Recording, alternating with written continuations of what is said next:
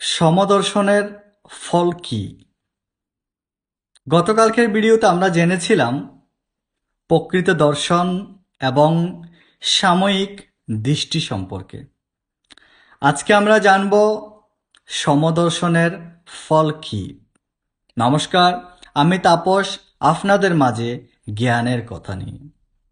সমদর্শনের ফল হচ্ছে নাহি পশ্যান হি সর্বত্র সমবস্তি তমীশ্বরম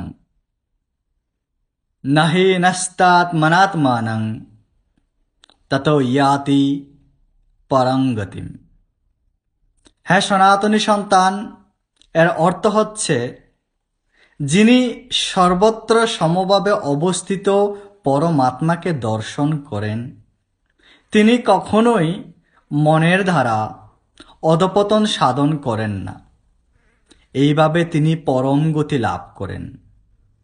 হ্যাঁ সনাতনী সন্তান, এই শ্লোকের তাৎপর্য হচ্ছে যিনি সমদর্শন করেন তিনি কখনো আত্মহনন করেন না, তিনি সর্বদা মুক্তি দান করেন। হ্যাঁ সনাতনী সন্তান, তাই আত্মহননের পথ ত্যাগ করে নিজেকে এমনভাবে দর্শন বানান যেটাকে সমদর্শন হিসেবে ন্যায্যতা পেয়েছে। আমাদের সনাতন শাস্ত্রে সমদর্শন বা দর্শন শাস্ত্র অনেক বেশি গুরুত্বপূর্ণ।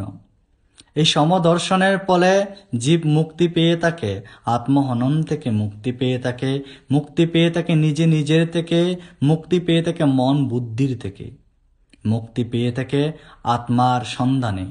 হ্যাঁ সনাতনী সন্তান, তাই সমদর্শন করুন, সমদর্শনের জ্ঞান অর্জন করুন। নমস্কার।